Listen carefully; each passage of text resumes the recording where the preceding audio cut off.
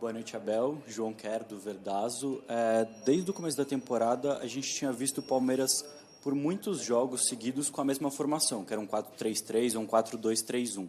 Desde a partida contra o Deportivo Pereira, a gente tem visto mais variações táticas, por exemplo, o uso de 3 zagueiros ou dois centroavantes. Isso é uma tendência para o Palmeiras até o final da temporada, ter mais variações táticas, ou o time está buscando um novo padrão tático para seguir e insistir como tinha feito antes? Olha, boa pergunta.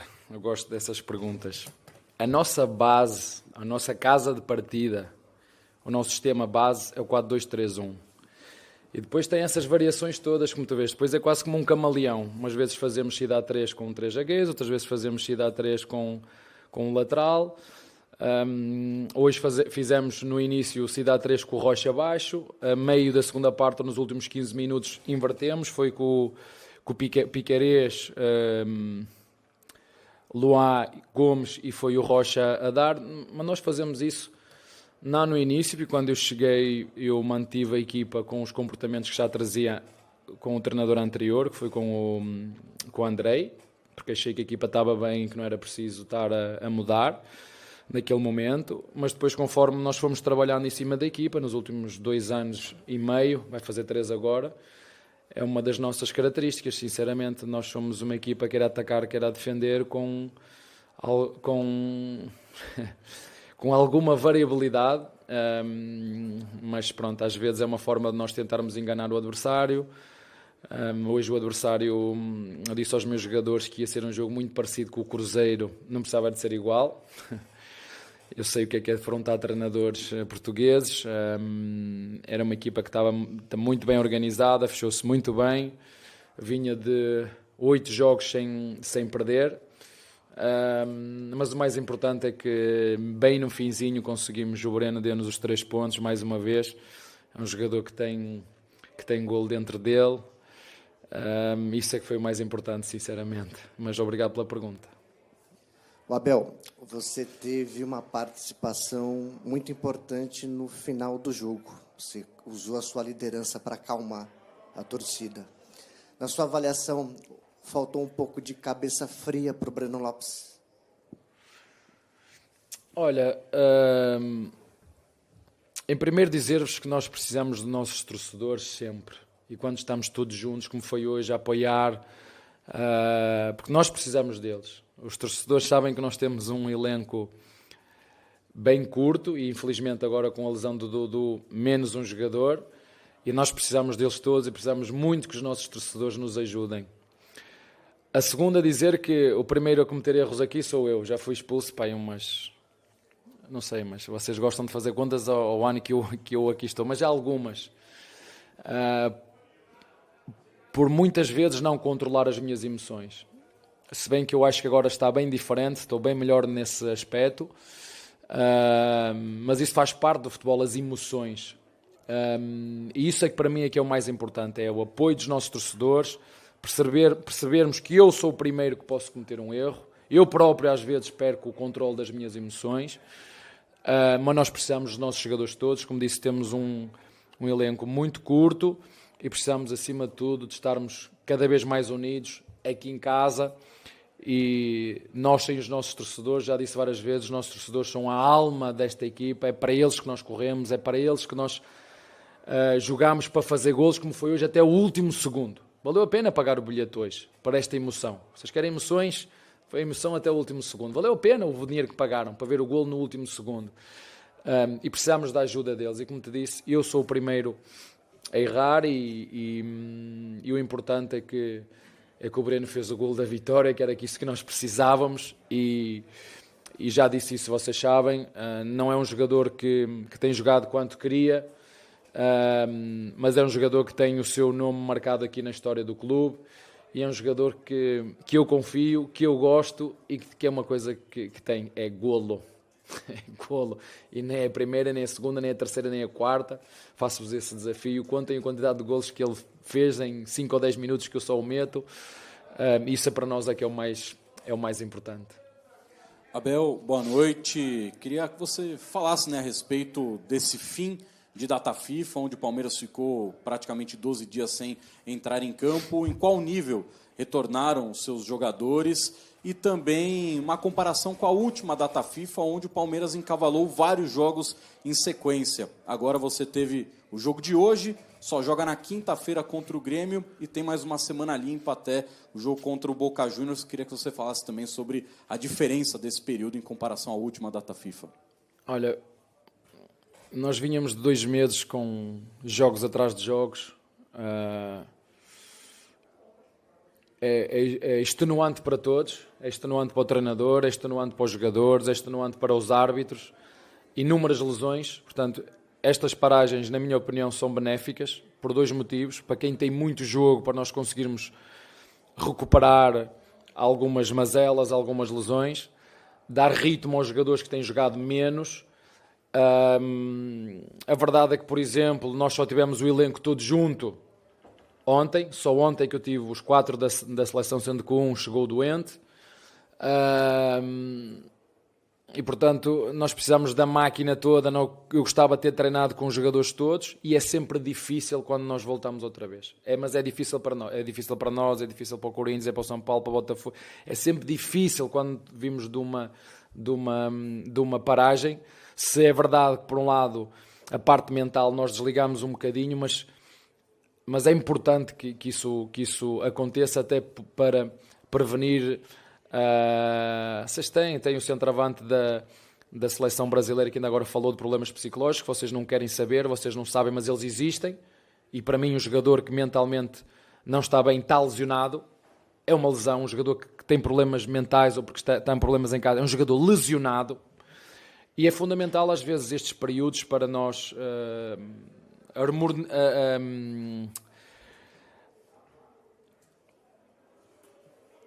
ajudarmos os jogadores a baixar o nível de concentração, ter semanas limpas para nos deixar recuperar. Isso é que é o mais importante. Claro que vocês dizem, mas nós queríamos chegar aqui e ver uma equipa super fluida. Pois, mas como é que jogou o adversário? Não é? Como é que jogou o nosso adversário? Veio jogar cara na cara? Veio dividir o jogo? Veio fechadinho, bem organizado à procura de uma transição, de uma bola parada? Como é que jogou o adversário? Deu-nos espaço nas costas? Não deu espaço? Jogou com a linha em cima da área? Jogou a 20 metros à frente? Isso depois tem tudo a ver com o que acontece no jogo. Há jogos que são mais abertos, há jogos que são mais fechados, e este, sem dúvida nenhuma, era um jogo de muita paciência e capricho no último terço. Se me disseres que nos faltou um bocadinho desse capricho no último terço, o cruzamento, o passe, a tabela, o remate, faltou, mas o mais importante foram os 3 pontos, isso é que é o mais importante. Abel, boa noite. Regis, o Tifose 14. Nos últimos jogos aqui no Allianz, o Cruzeiro, o Deportivo, hoje o Goiás, eles vêm jogar fechado, como você acabou de falar. Né? A gente pode ter uma situação parecida no jogo da volta de Libertadores, dependendo do resultado na Argentina.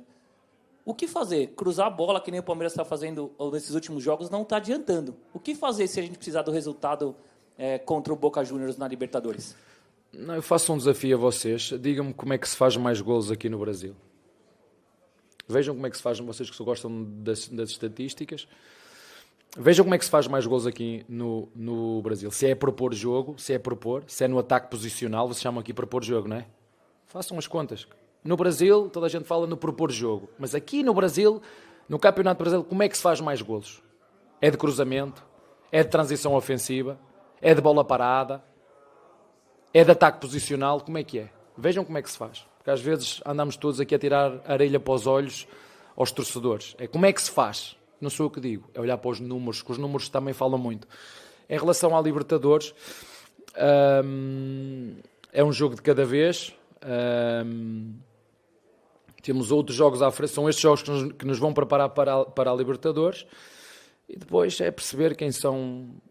Você sabe quem é a equipa com mais golos feitos no Campeonato Brasileiro? Sabe? Quem é? Hã? É o Palmeiras? E quem tem menos golos feitos? É o Botafogo. A gente, quando tem dúvida, isto não é... Vocês dão opinião. Eu penso que... Eu nem aos meus jogadores digo-lhe, eu penso que... Digo, jogámos mal por isto. E jogámos bem por isto.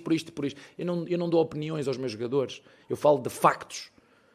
Falo, jogamos mal por isto, ou jogamos bem por isto, não fizemos golos por isto. Factos. Opiniões é aquilo que vocês são especialistas e têm que continuar a fazer. Eu não posso enganar os meus jogadores. Eu tenho que lhes falar a verdade e mostrar. É por isto, por isto, por isto, por isto. Por isso que eu estava-lhe a dizer, é de cruzamento, é de bola parada, é de ressalto, é de remate fora da área. Olhe para os números e veja quem nos últimos 2 anos e meio, quer na Libertadores, quer no Campeonato Brasileiro, quem é a equipa que bateu o recorde de golos, quem é a equipa que bateu o recorde de vitórias fora. É só olhar para esses números. Esses números são factuais e nos dizem aquilo que nós queremos saber. Agora depois, opiniões, cada um tem a sua e valem o que valem. São apenas opiniões e por isso é que cada um pode dar a sua opinião, que não passa disso. Boa noite, Abel. Eu gostaria que você falasse um pouquinho, principalmente do primeiro tempo do Palmeiras hoje, que você acabou optando pela entrada do Flaco Lopes, que aparentemente seria para fazer a função, né, do Rafael Veiga, mas ele jogou muito mais avançado do que como um criador, aquele que ia buscar a bola, né? E aí, no segundo tempo, você acabou mudando, foi quando entrou o Rafael Veiga e o time ganhou muito mais corpo. Na verdade, você entendeu que o Flaco Lopes não entendeu ou não fez exatamente o que você pretendia? Você estava a falar de quem do Veiga entrou e que ajudou a equipa? Pois ajudou. Claro que ajuda. Os grandes jogadores ajudam os treinadores. Vejam o que é que o Guardiola diz. O Guardiola diz que só ganha porque tem os melhores jogadores, porque o clube lhe compra os melhores jogadores. É o que ele diz, não sou o que é ele que o diz. Agora, a sua observação é muito pertinente e é verdade. O Lopes a jogar na posição de 10 é um segundo centroavante. O Veiga a jogar na posição de 10 é um criador. E felizmente que ele foi muito honesto comigo e muito honesto com a equipa. Disse, professor, eu não estou pronto para jogar os 90 minutos. Eu adoro estes jogadores que são verdadeiros com a equipa. Nem é com o treinador, é com a equipa. Professor, eu não estou pronto para ajudar os 90 minutos. Felizmente entrou na hora certa, tinha energia suficiente para 20, 30 minutos, mas vocês já sabiam antes.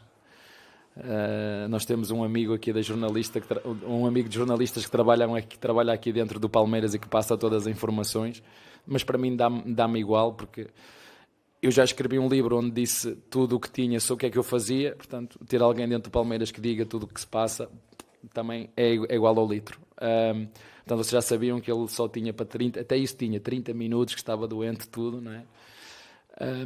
Mas o importante é que entrou, que nos ajudou. O Flaco tinha uma missão também muito, muito específica, mas mais que tudo eu quero que vocês entendam o seguinte: o nosso adversário condicionou muito o nosso jogo, o nosso adversário reduziu-nos muito os espaços, quer na largura, quer na profundidade, e é muito difícil jogar com esta equipa, e não é por acaso os números, que eu gosto muito dos números, e de factos, vinha de 8 jogos seguidos sem perder. 8.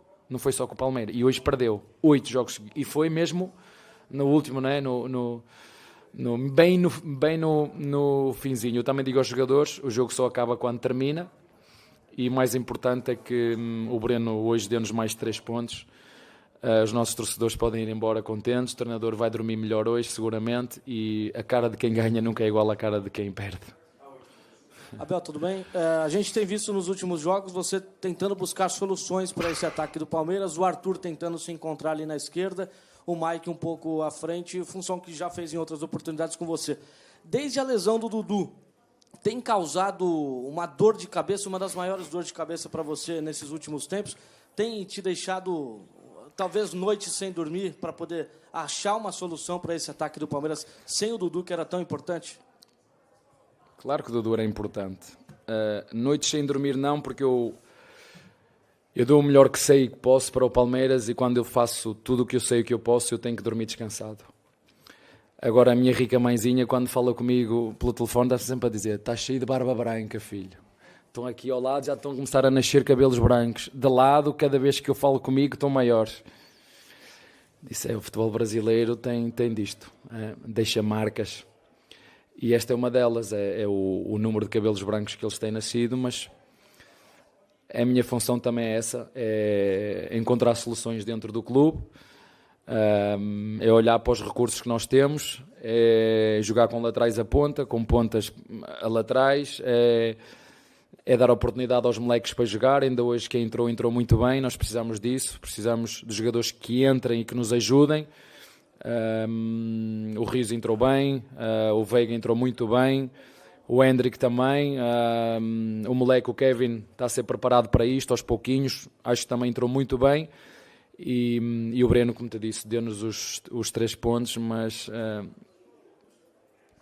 se tu tirares uma fotografia de quando eu cheguei e eu tirares uma fotografia agora, estou mais velho, estou com o cabelo mais branco, só espero estar como o vinho do Porto. Não sei se vocês conhecem o vinho do Porto, que é quanto mais velho melhor. Vamos ver. Tá.